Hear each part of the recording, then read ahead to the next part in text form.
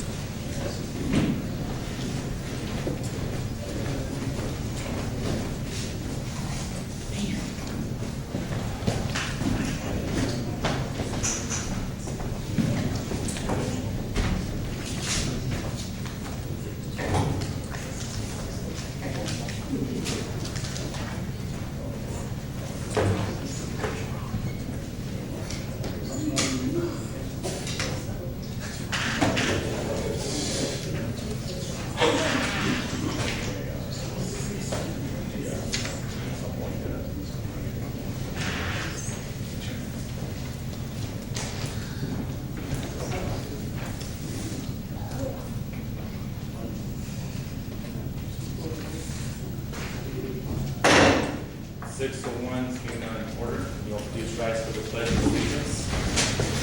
Mr. Martinez, will you pledge? I pledge allegiance to the flag of the United States of America and to the republic for which it stands, one nation, under God, indivisible, with liberty and justice for all.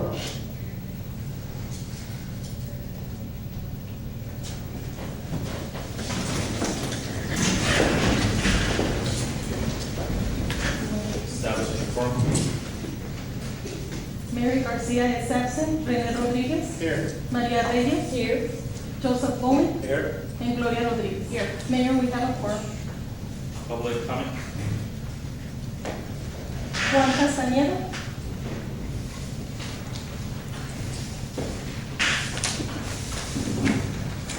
Mr. Castañeda, you have 3 minutes. My name is Juan Castañeda. To me, I'm one of the proudest citizens of Socorro. I've been a failure to the city of Socorro because I used to be the captain of the fire department in Socorro. Sometimes I went to the fire by myself. There wasn't anybody during the day. And I'm really pleased to be a citizen of Socorro. And the only problem is that we got good guys from the beginning, from Socorro. I've been living here for over 43 years. And the only reason I come is because we need some people that can really have the responsibility to work for us. There's some people that only work for themselves. I know everything over here in Socorro. I'm proud to serve my community. I'm really proud to be a Socorro citizen. Proud to be proud. And some people that are against you, but they're supposed to get together, to work together, because this country is the best country of the world. I'm proud to live in it. And I have problems where I live. I belong in the district number 1. And the people that is represented, District 1 doesn't have any responsibilities in the beginning, because then the problems start when that person starts eating and sitting in the chair. And I'm not really pleased at this one. I have some problems where I live. The neighbor got a lot of things in the back. There's some black widows over there, and I'm afraid they get in my house. And nobody hasn't done anything about it. And I would like to see who can do something. Do I have to see the city manager, the mayor of El Paso? I have to see the governor. See, there's a black widow. And I'm afraid I'm against the guy that lives with my neighbor. And next to me, he has a lot. He has more junk than Center and Son. And I'm afraid that maybe some of my kids over there, they haven't done anything about it. They do just have to see the responsibility of these guys. They represent us. And it's a shame. To me, it's a shame. Because I've been working in the city. I've been working since the beginning for my community, like I tell you, I'm really proud to be a citizen of Socorro. Thank you. Well, thank you. Suki Ramos.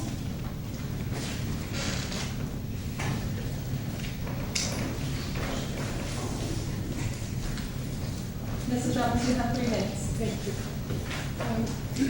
First of all, I would like to thank you, Mayor and council members, for your quick responsiveness to the best of your ability, being that you're a few.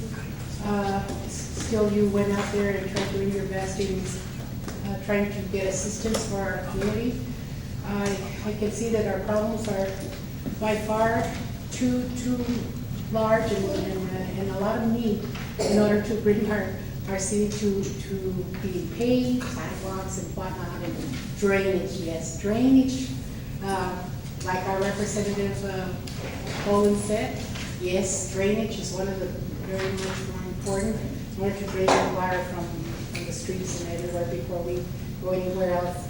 But I want to thank you because yes, and I saw what you have done, and still I can see that you're putting to work a lot of your efforts into bringing more help for our community, to assist those that do not have a home, that were left homeless or without any furniture and needs. I thank you because not many people will get their hands dirty in going out there and doing the actual work, and I know that you have done so. Also, just for the correction on our consent agenda, I just want to make sure that there's a correction there on item number 7, that instead of saying the historical, until approval from the historical commission, it's from approval from the Texas Historical Commission in Austin. Because anytime that you're going to do modifications to a building or such, that needs to be done and approved by them. So that's all that I wanted to at this time. And thank you once again. I hope you continue to work with our community to the best of your efforts. Thank you. Ralph Duran. My name is Ralph Duran. I'm not running for any office. I know I've been brought up, but no office. At the last meeting, y'all raised our taxes, and I was ready to fight it. But after hearing our at-large council member, he convinced me we do need it. So in that same way, when you all hear us, be prepared to change your minds too. Don't be hard, fast in just what you want.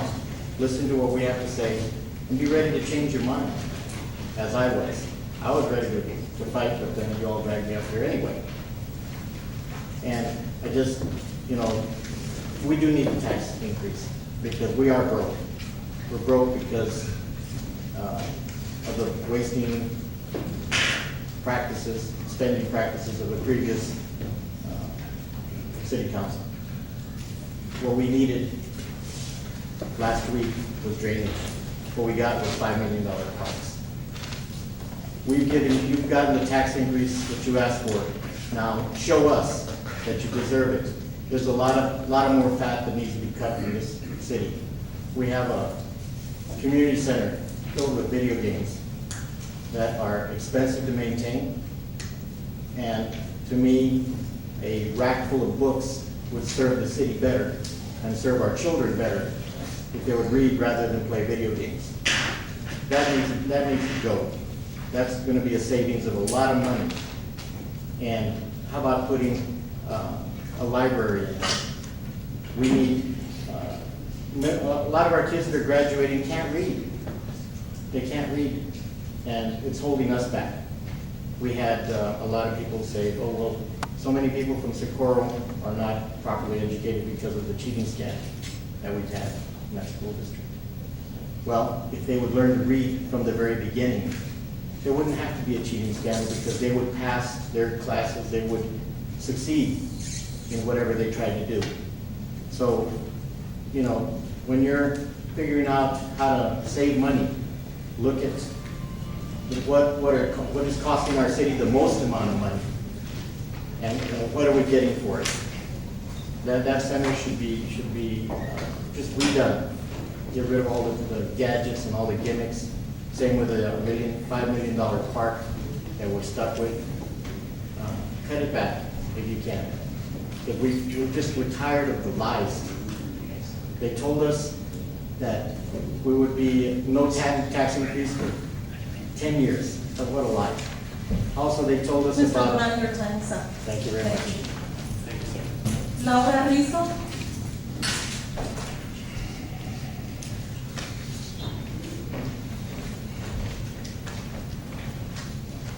Good evening. I'm from 10808 Arlene Circle. I came to you the day of the flood. I made you all aware that the water was redirected and it took out all my neighborhood. A lot of us are suffering. Our representatives did not come to our assistance, even when it came to you. I reached out to every one of my representatives, from the mayor to my district at large. I've never even seen at large. Mr. Leone went down there only to tell me that my house was lower than all the other homes. In the 23 years that I've lived there, I'm 41, my dad has lived there next door for that many years. We've never been flooded there, never. That water was redirected. I'm not sure who made that decision, but some of my neighbors today in a meeting with an attorney, because we are seeking legal representation, had mentioned that at one of your community meetings, the mayor had mentioned that it was the city manager's decision not to follow the plan that isn't, I guess, there in case flooding occurs. The point is that you all redirected water to fields that have no drainage, proper drainage. It spilled over into our neighborhood. The ones on Thunder Road, the newer homes, they have drainage. They have flood insurance. We don't. A lot of us have lost everything. And a lot of us are under a lot of financial and emotional and all kind of stress. And nobody has been out there. My trash, nobody. I had to call Lower Valley Water, and they're the only ones helping me. They can't come out till November 18th to pick up all my stuff that went bad. And Mr. Sanchez, he sent somebody else, and he gave me a number so they could pick up whenever I needed to. 2 days that trash stayed there, and I have an infestation of huge roaches underneath the trash. I might add, Gloria did go out there. She gave me some numbers, she went out to see if I was okay. I'm not okay. I'm not okay. You all, I called my commissioner, and he said that you were filling sandbags. I don't know what you're doing to help us. I really need to know. I really need to know. But the infestation is happening. We need trash. We need vector control. The mosquitoes are out there. You all didn't even pump. Mrs. Rizzo, your time is up. Albert Ortiz.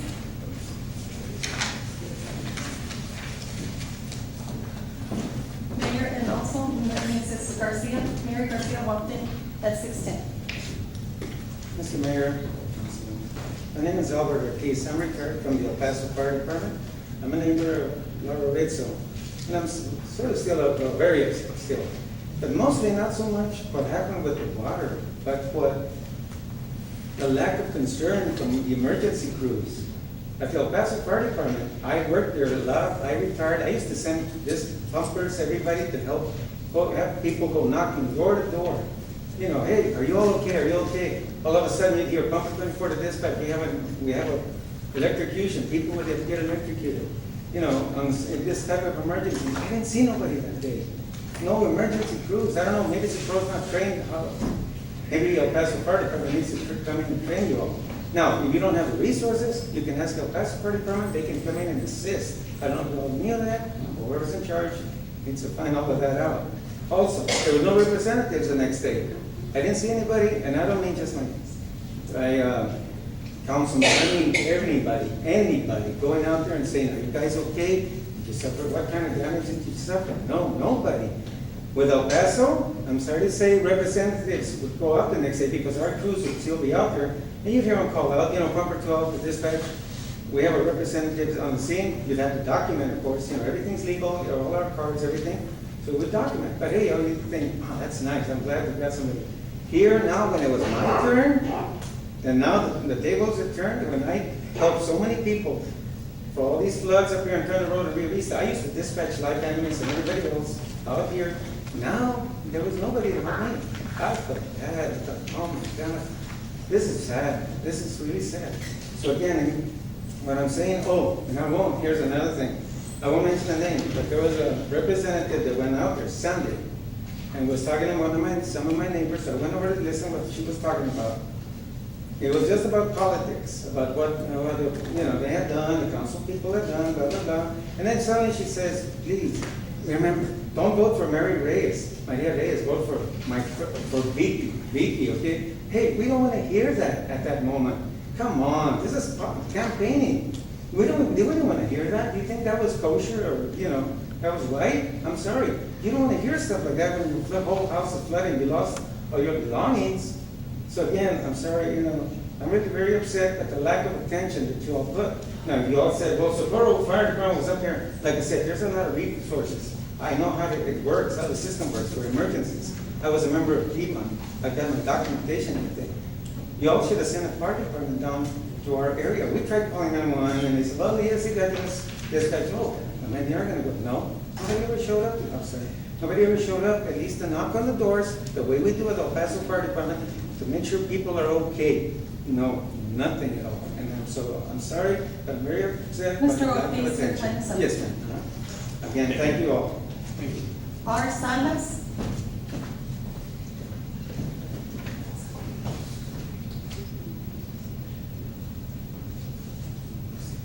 Sergio Jaime.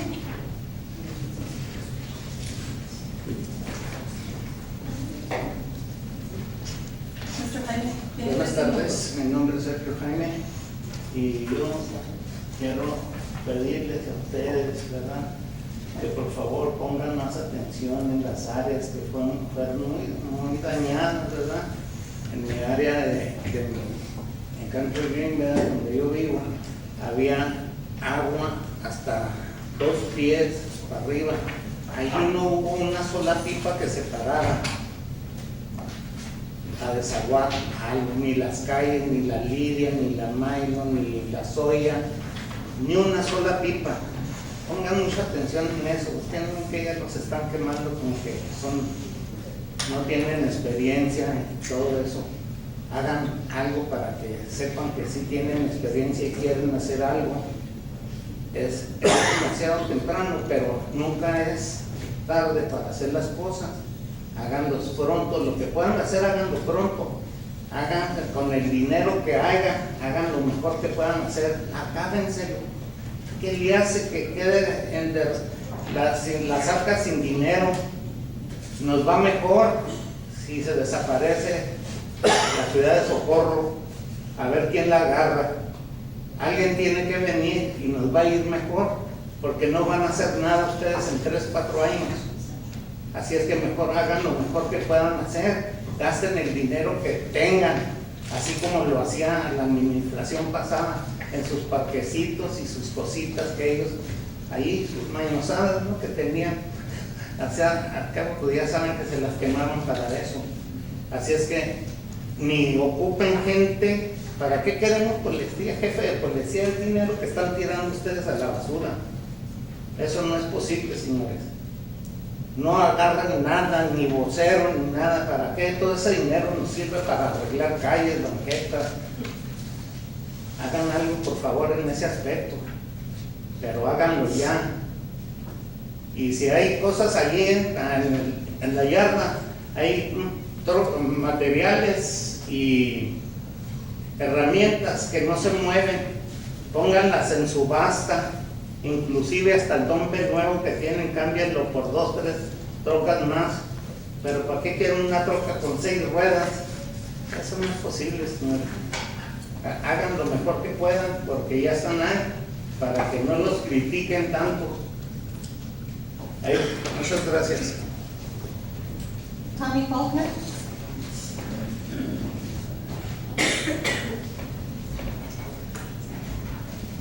Mr. Faulkner, you have 3 minutes. Thank you.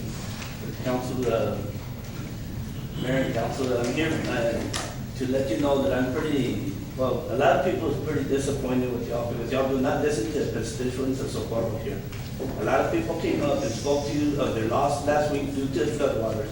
On the agenda today, on neither one of the 2 agendas, you do not have any items put on there in concern to the runoff water that's coming from El Paso County, from Sparta and Horizon City.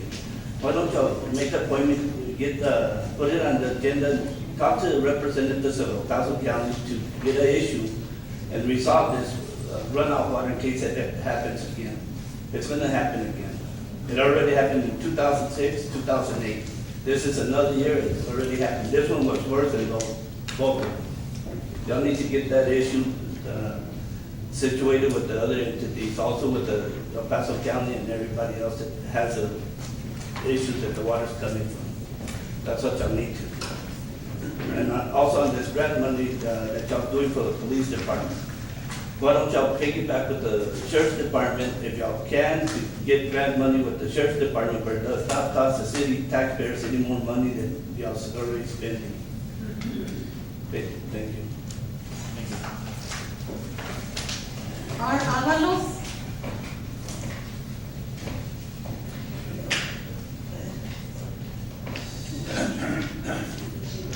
Mr. Avalos, would you state your name and you have 3 minutes. Rick Avalos, and thank you very much. Good evening, Mr. Mayor, good evening, City Council. I have some positive comments to make, and then I have some negative comments. I'll begin with the positive. On the positive side, I want to thank the Mayor, City Representative Rodriguez, and City Representative Reyes for taking time out of a very busy schedule to go out, to meet with the residents of Coker, to tell us the truth, to be completely transparent with us on everything that you can and you cannot do. The residents of that neighborhood greatly appreciate it, and we thank you for doing everything you legally and possibly can to help the residents of Socorro, especially in that area that was extremely affected by the floods last week. I wish I had nothing but positive things to say, but I do have a few remarks, a few issues that I'm a little concerned about. And it's not necessarily having to do with the elected officials here, it's with the bureaucrats who work for the city. I'm going to start off with the flood situation. This is the 4th time that Coker gets hit immensely hard. And I understand that there's flooding all around the city of Socorro, and all of it should be taken seriously. But to the point where there's 3 or 4 feet of mud in homes, this is not the first time that Coker's hit that hard. In the last 10 years, the people who have run the zoning department, well, we can even go further, the last 6 or 7 years, the people who have run the zoning department and the city manager have been told of these situations. They have physical evidence to see the situation, and nothing has been done to do this. Had any action been taken in 2006 to dedicate the streets, like was asked by the residents of Coker, documents were turned in, they were met with Mr. Leone, this situation may have been averted, or there may have been done, some structures may have been put in place to minimize the damage that was done. So in that case, city representatives, I understand that in this type of the structure of city government that you have, your hands are tied a lot because you depend on the city manager and the people who work under him, department heads, to make important choices. But I speak on behalf of the residents of Coker, please watch them. Please keep them under your control. A couple weeks ago, last year, the residents of Coker had to deal with a raid where there was over 2,000 young people, and I'm talking about people under the age of 21, drinking, doing drugs, violating people's private property. We had a meeting with Mr. Northfleet. Officers verified the evidence. Mr. Northfleet signed a permit for this to happen again. 7 other permits were necessary for an event of this size to take place. An air permit, a sound permit. There was supposed to be trash cans set up. He was going to charge for alcohol. Nothing was done. There was just 1 permit. Luckily, it was canceled. Luckily, the city jumped in. So my last comment, city representative, is please, I understand that he's recommending some people to get hired for some very, very important positions tonight. As elected officials, please take the time to review everything Mr. Leone and Mr. Northfleet do from now on. Mr. Avalos, your time is up. Thank you. Mayor, those were all our speakers. Moving on to item number 5, presentation. Recognition of Lieutenant Edmundo Montoya and Sergeant Andrew Delgado by PSGR Umbrella.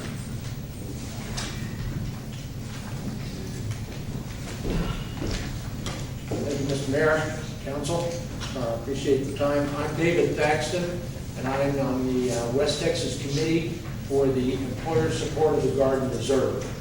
And it's an organization that looks out for the reemployment rights of all of our guardsmen and reservists that get deployed and such.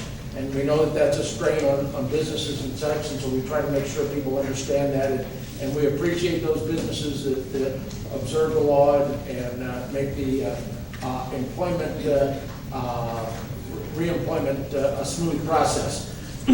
One of the measures that we use to do that is a program of certificates that can be awarded to employers for doing a good job and such like that. And they're nominated by the individual reservists.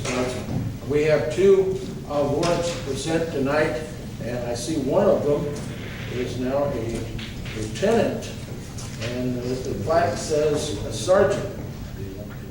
No. It's for Sergeant D'Angelo, and for, I had a Sergeant Edmundo Montoya. I guess he's a lieutenant now. So, congratulations. But I have 2 presentations I'd like to make and such. This is an award called My Boss is a Patriot and such. And I will tell you that this award was nominated by a Sergeant Jaciel Munoz, and he says he has been a member of the Texas Army National Guard for approximately 11 years, been employed by the Socorro Police Department, and worked in the capacity of a police officer for approximately 2.5 years. During my employment in this department, I have displayed the same values the Army has taught me throughout my whole military career, due to the fact that being a police officer entails the same ethics, sacrifice, and dedication as being a soldier. I have not achieved what I am or who I am in the Socorro Police Department alone. I have a great supervisor who understands the dedication and sacrifice it takes to be a police officer and a soldier at the same time. And he's recommended the recognition of both Sergeant D'Angelo and Lieutenant Montoya, excuse me, Lieutenant Montoya, whose self-guidance and initiative to make themselves ready and available to accommodate my work hours in order to make sure I make my drills every month. They've adjusted my schedule on numerous occasions, sometimes on short notice and with minimal personnel on hand, and has allowed me to still work my 40 hours a week in numerous occasions, having to make difficult decisions on bringing in extra police officers in order to replace me when I'm out for drill trainings, without giving me grief, blame, or reproach, and preventing the loss of my own salary or weekly hours. They've been instrumental to the Texas Army National Guard in a direct way, even though they never served in the military, but understand the sacrifice that I go through in order to keep advancing in the military career as well as in the Socorro Police Department. They are true American patriots and great understanding supervisors. So, first, is this for Lieutenant Montoya? Okay. Right here. Yes. Okay. I've got a camera there if you want to take a picture with it also. This award is the Office of Secretary of Defense Employer Support of the Guard and Reserve recognizes Sergeant Edmundo Montoya, Socorro Police Department, as a patriotic employer for contributing to national security and protecting liberty and freedom by supporting employee participation in America's National Guard and Reserve Force. Congratulations.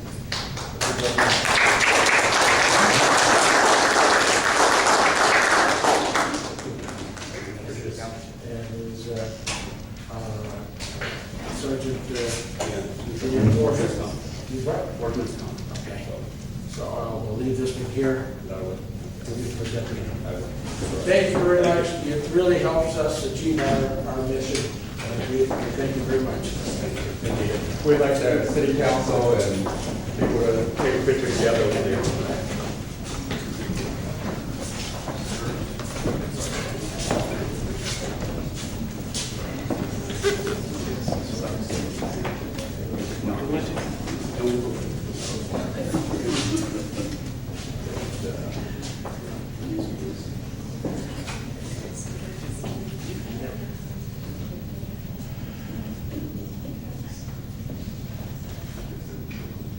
Thank you. Thank you again.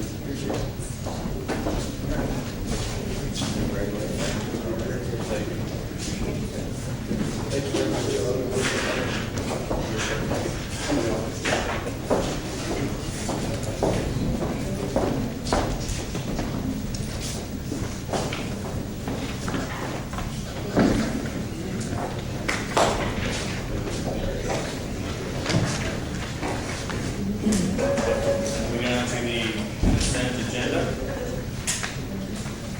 Do I have a motion for this?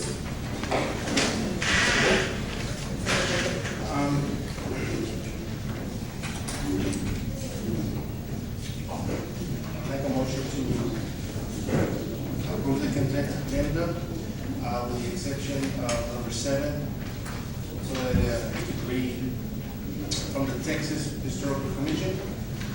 And I would like to table 8 and 9 for the next council meeting. The reason why is because I haven't had the opportunity to go look at previous places. So I don't want to vote on something that I haven't looked. And because of what happened last week and what we're going through and dealing with, I need time. And if any other council members want to go and look at. Oh, you can't hear me? Oh. Can you hear me now? That's good. Is it good? Good. No, we can't hear you. Is it good? Can it now?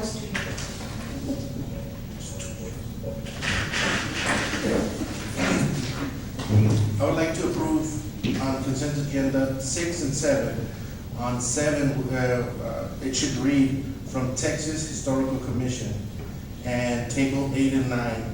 And the reason why I want to table 8 and 9 is because I haven't had the opportunity to go look at those places.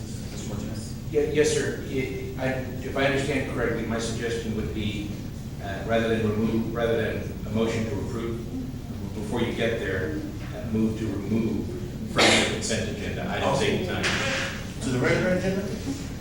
Or just to remove them all, or to delete them, or to table them. Okay. And then separately, you can move to approve the remainder of the consent agenda with the amendment item 7. Okay. So you want us to go ahead and just table 8 and 9 first, and then go ahead and move to approve 6, 7, and 9 with that amended word? 6 and 7, I thought you were removing Yeah, 8 and 6 9. Yes, correct. Okay. Then I go ahead to table 8 and 9 and approve 6, 7, and 10. With the 7 with the wording that reads, from Texas Historical Commission. You just need 2 motions. One motion to remove or table 8 and 9, then a separate motion to approve the remainder with the one amendment to 7. Okay. And Table 8. I want to table 8 and 9. Table a second.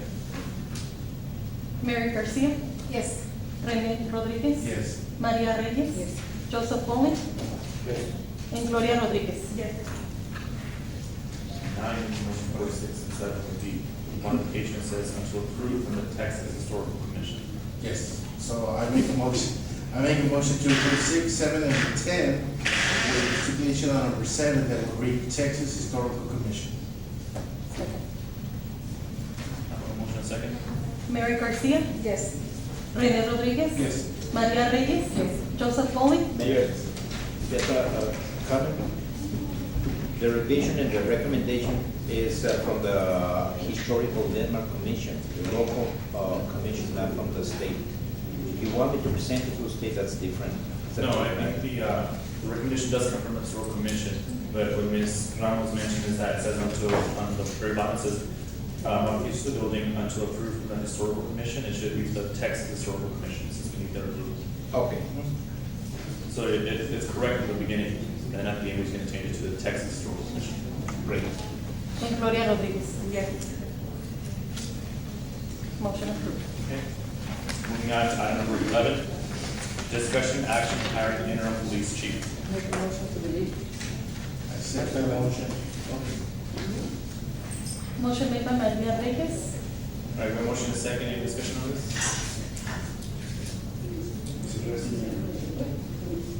We don't need to expense at this time. Well, We go back to the question, Mr. Martinez, would this be rejecting the individual that Mr. Norfleet has recommended, or would it be canceling?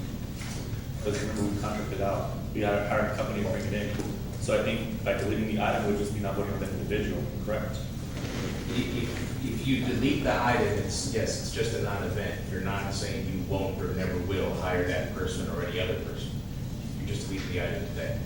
You can always post it to the next week's agenda or any subsequent agenda. But I guess the question I have for you all is, I mean, do you want to keep, because we have a contract with this company, correct? We have them so that they go out and they find somebody for us. No, we don't have a contract in that sense, but they are the contractor to provide the service if we choose. We choose to use it.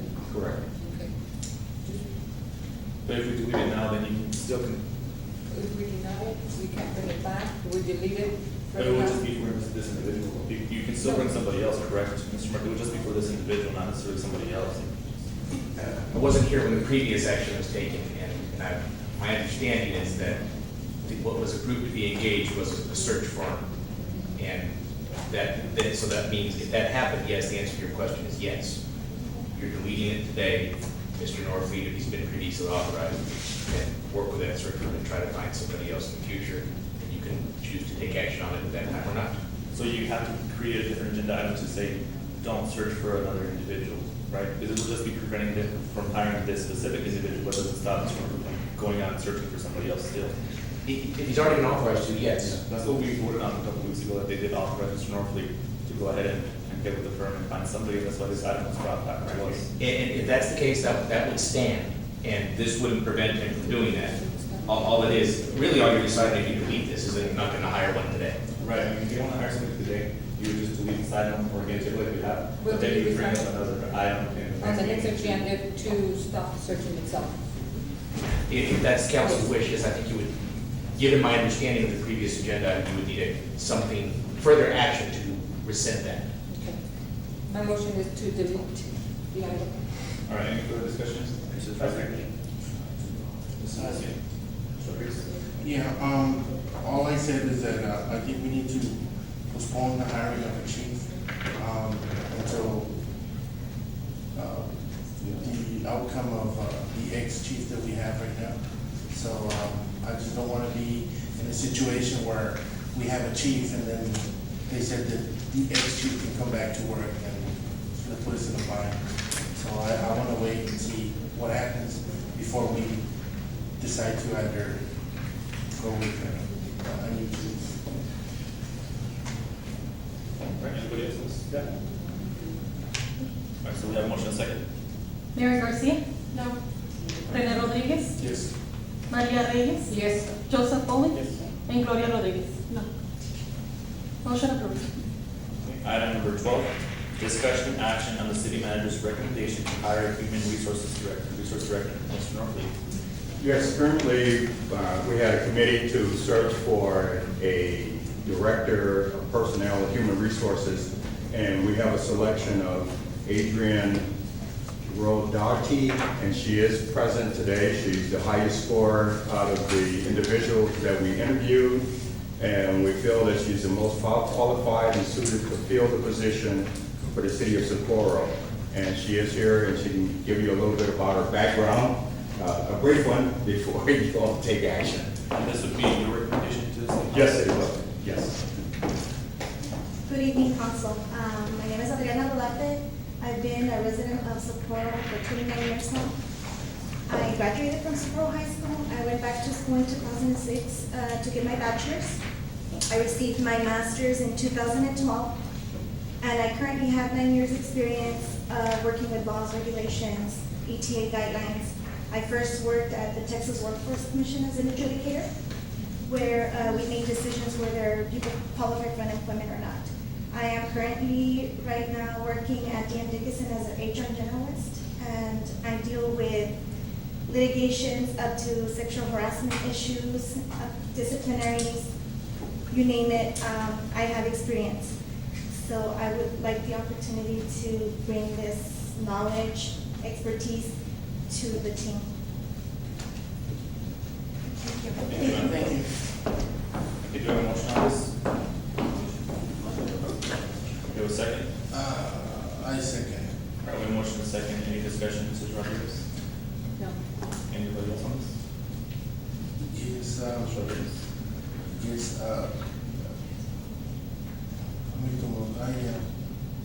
we need an HR person. We do, we've been without one. So, I think we need to move on this and hire somebody, and if she's qualified.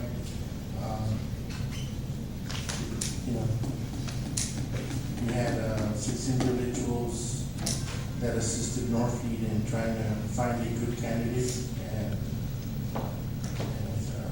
they decided to came to us and presented this to us. So I'd like to Anybody else on this? We have a motion and a second. Mary Garcia, Yes. Rene Rodriguez, yes. Maria Reyes, Stay. Joseph Pauling, and Gloria Rodriguez. Yes. Motion approved.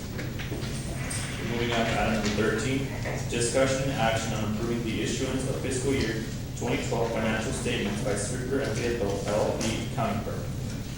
This is taken.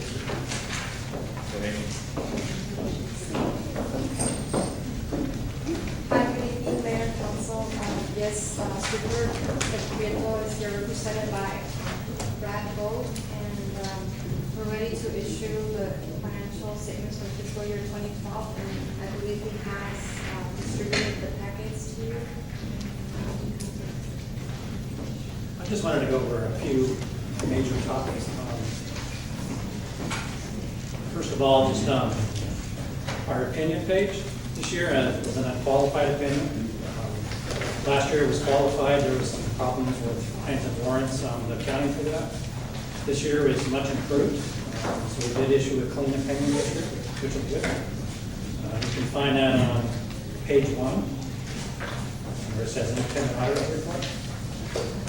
Just kind of goes through and just tells what we did, our opinion, kind of what your responsibility was. So you can read through that in your free time.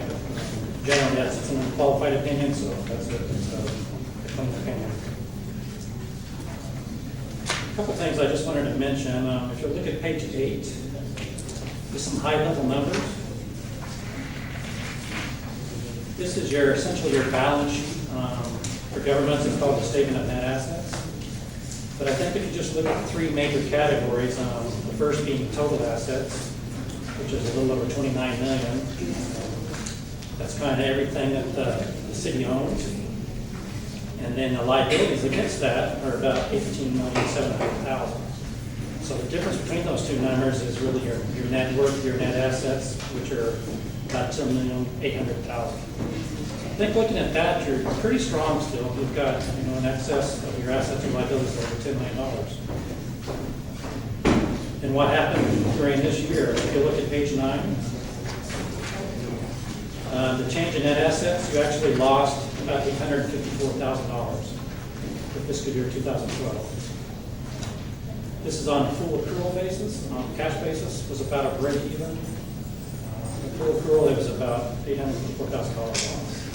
So you reduced your beginning fund balance from $11,600,000 down to about $10,800,000. It's not a huge decrease, but I just kind of wanted to mention that to you. 2 of the accounts changed quite a bit during the year. One was an increase in your fixed assets, and that was mainly in road improvements. I think there was one of the grants, you were funding a lot of that, street improvements, driveways. That was about a $4 million increase. And then kind of offset that, you had also a bond offering for about $4 million also. So both of them went up about the same. That's kind of the high level financial part of it. I also wanted to mention a couple of the findings we had. If you look in the back of the packet there, page 39. Just kind of go through these really quickly. Page 39, we did have a significant number of adjustments this year, about 36. So we had to adjust quite a few of the accounts. After it was adjusted, I think everything's good. The numbers are fairly presented, and we got to where we wanted to be. It just took a little while to get there. The next page, we also had a finding on page 40, finding 2012-2. We looked at purchase order system and found that some of the purchase orders are actually being prepared after the purchases were made. So the control is that should be prepared before and approved, so you have proper controls over the purchase. We did find some of those that were purchased afterwards, and just to meet the control. The next page, page 41. We did have to adjust your receivables and your revenue for your municipal court warrants and fines. We were able to adjust them, I think, to a good balance. We had a good schedule to go by to do that, but we did have to make some adjustments. At the bottom of page 41 also, we did some test work on your capital asset additions, and we noticed that they weren't all properly tagged in inventory, which is a requirement. Kind of along the same line on page 42, capitalization of work in process. The work is pre-performed. You add cost to it, and it usually goes into an account, like a holding account. It's called work in process. At the completion of the project, it is moved into fixed assets and starts being depreciated. We noticed that some of those costs weren't being moved to the other category to be depreciated, and then some of the new projects weren't being put in the work in process. Mr. Weaver, I think Mr. Rodriguez has a question. Okay. On the courts, what did you say that we have to make adjustments for? Why? You have a big receivable balance that's made up of fines and warrants that have been issued for years. And the general ledger has like just one number. It says receivables from court warrants and fines. Well, it says here that September 30th, 2012, which is last year, they overstated by approximately $489,000. I think what it is we had to adjust the receivable balance by $489,000. So what was on the books didn't agree with the detail. So because the books weren't right. Right. Yeah. So we went through and tied that to the detail, tested the detail, and then adjusted it to that proper balance. Okay. It's been a problem out here for several years. In fact, last year we never even could tie it. We just we were getting different schedules, different numbers. This year was much better. We were actually able to see a schedule that I think was accurate, so we adjusted the books to that. But it was still off. Okay. So it doesn't matter if it was prior years, it doesn't matter, it was still off. Right. Okay. Can I just speak to that? Yes. The cardinal system that we use for the reports, if you don't run the reports that you're in, you lose the information. So if we don't run a report at 9:30 and you try to find out what your cleared warrants are, like when we're trying to do the audit, you can't go back and retrieve that information. So we were running reports at that point in time and trying to backtrack all the months that had already occurred between October 1st and whenever you opened March. So that was part of the reason why we had to make the adjustment. And just so that you all know, the warrants that we had to write off, it was about 1.4 that we took off the books. The previous year, we had a qualified opinion because we could not trace those receivables to the cardinal system, which is what the municipal court has. So, because those warrants weren't clearly identifiable, the auditors felt that that was a material weakness in our financial reports. This year, we wrote those off, and we were able to identify the warrants that weren't, that were probably not collectible on. We couldn't collect on because of statute of limitations or whatever legalities were missing in the file. So that was part of the reason. We also had to hire a part-time clerk so that she could tweak the reports, because even after we got them, they had some formatting errors, and she spent like 2 weeks trying to do that for us.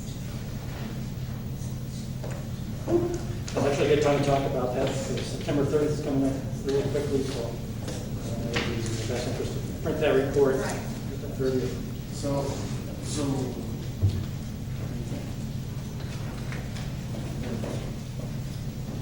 Is there anything else? Can I just say something? Sure. In regards to that $1.4 million of receivables that we wrote off, if the attorneys, when they go through the files and they determine that we can collect on some of those, it doesn't mean that because we wrote them off the books that we can't collect on them. Mr. Mayor, can I have one thing? I just to address Mr. Rodriguez's point, I just learned of that issue this week. I met with the municipal court judge and Ms. Hagelseat, and I don't think we're posted to discuss the details of it, but the point is, what the speaker discussed, some of these warrants go back to like 2002, and the chances of collecting tomorrow on a warrant from 2002 or a fine from 2002 are probably pretty slim. But I will place on the agenda for the September 3rd meeting an item so that council can address that issue directly and instruct staff to instruct the attorneys to take action on it. since, just want to throw it out there, since you did get a meeting with them, could you, if you put it on the agenda, could we have to see up to what year and what are the amounts for every year that they deleted? Is that too much to ask him?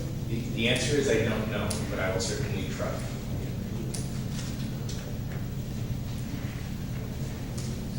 I just had one more finding I wanted to talk about.